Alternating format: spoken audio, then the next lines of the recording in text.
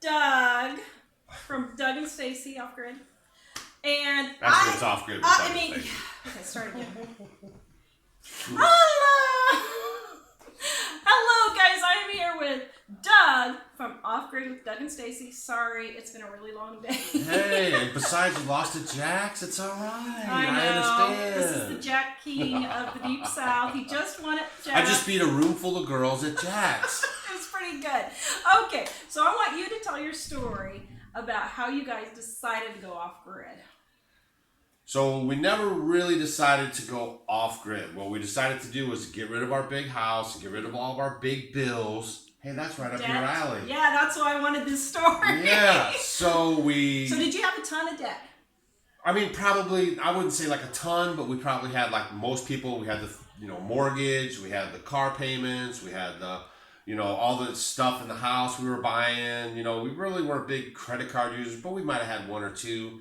And, we just, the taxes on our big house and everything like that just forced us to really evaluate what we were spending our money on and how our time was being spent, right? Like the average household in America now, the husband goes to work, the wife goes to work, the kids go to school, so your whole life is co-opted, then everyone comes back, then, two people or person eats at the table, and then the other guy shows up and then he eats, it's leftovers or cold or where have you been? And so we just got sick of that kind of lifestyle. And then we decided we were going to sell everything. We sold everything that we have.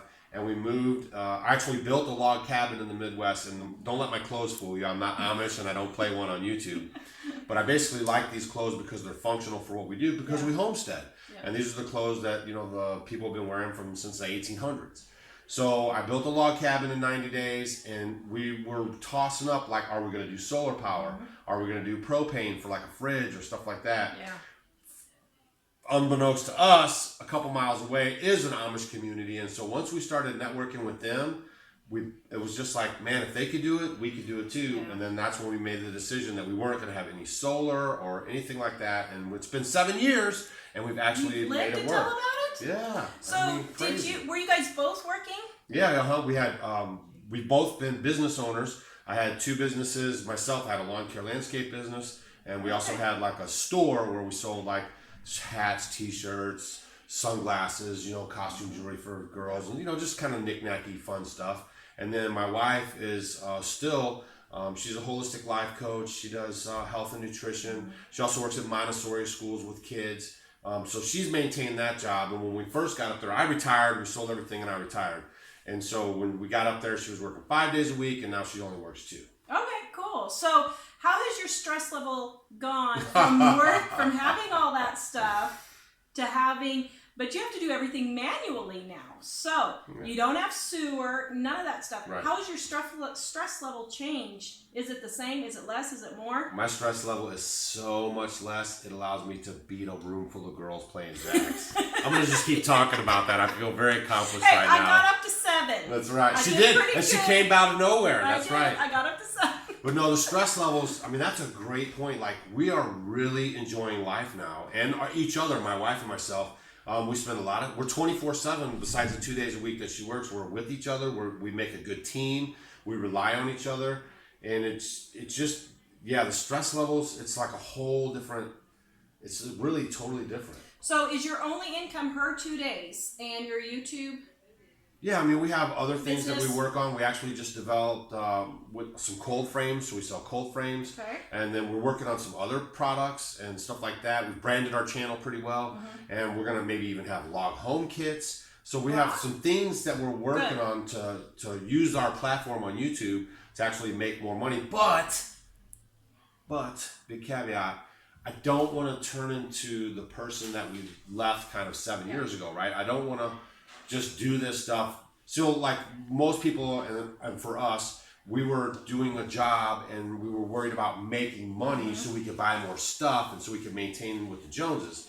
So now I think we're doing what we love to do, and that money is kind of following us as we're doing it. Yeah. So it's a whole different mindset. So we're going to do those things because we have a lot of people that talk to us. They want to live off grid. They want to maybe do the log cabin. And we just think we'd be fulfilling like what they want to do. So that helps us. It helps them. It's a win-win. We don't want to just make a product just to like say, hey, we have a product, and then sell it to people, and just so we can make money. So we're conscious about that. So how many hours are you working now versus when you were in the real world? I mean, are you working more? Are you working less? Are you physically working? You know, because homesteading is a lot of work. Yeah. It's not the, But it's not drudgery either. I think a lot of people have in their minds, like if you homestead this, it's like you wake up and it's like all day long you're doing stuff. I did a video a little while ago on our channel, and it's just kind of our morning chore routine, and it's real time. I didn't really edit it, and it's like 20, 30 minutes. I mean, so, the lifestyle that we live has afforded us to be able to do what we want with our time, right? Mm-hmm. So like, Dave Ramsey says, if you can live like nobody else, you can live like nobody else. Exactly. So I can work and do as much as I want in a day or not. Okay. Right? Because I don't have any bills. Yeah. 7 years of no bills. We went to the Bahamas. So you're debt-free? Debt-free. We don't owe anybody nothing. Good. Yeah, that's major That's the perfect place to be. That's a major thing. And that's our huge thing we keep trying to get through to everybody.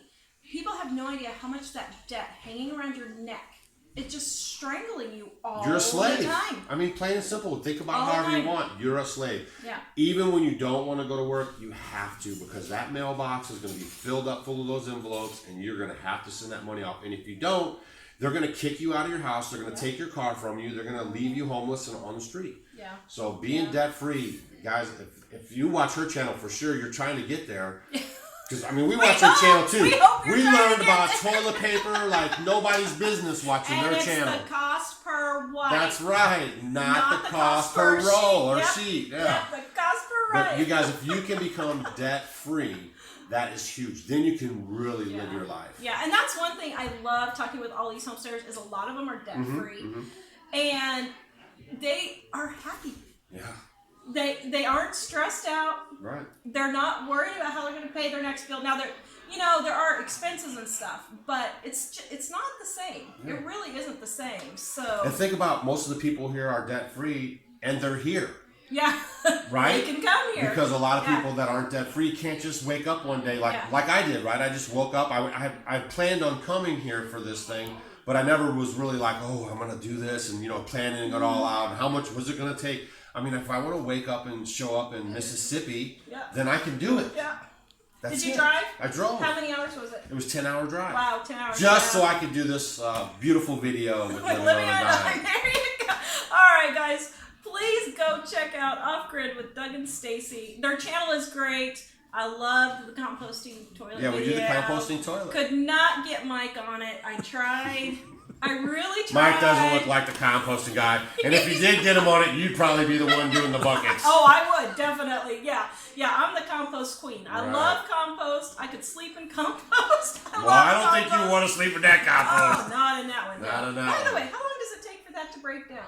All right. Out of curiosity. So real quick, you fill up a bucket and then you put it in your pile, and then you fill up a pile for 1 year. So then at the end of 1 year, you have a large straw. Now, folks, if you're not familiar with these kind of things, the composting toilet does not stink. It has no odor. If you know someone who's done it and they said it stinks, or you have an idea that it stinks, it's because they're not putting enough cover material on the toilet itself. So we use sawdust, and dry is good. If it's wet, it still works, but you need more. But if you cover it properly, it never stinks. And then when you put it on the pile, it sits for 1 year. And then you start another pile. So it's like a 2-year cycle. You fill it up for a year, you let it set for a year. And then you can use it on your shrubs, on your trees, whatever you want to do. In your garden, Jenkins is the guy who wrote the Humanure Handbook.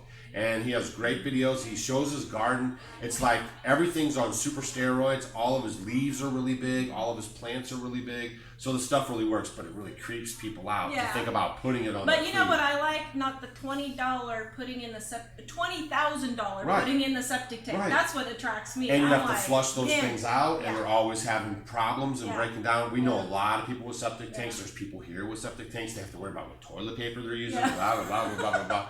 And for us, everything that we did when we first got out there was about being cost effective. Good. So when we thought about the septic tank, and then in our area too, they have these things called lagoons. So it's like some kind of a pond thing where everything goes into that, and then it does basically the same kind of thing. But I don't want to have like this big toilet bowl right on the side of my house. So the composting toilet was a perfect fit, and then we get the compost. so we can use it for whatever we want, and it's like a good cycle. So everything for us is like cycles, right? Yep.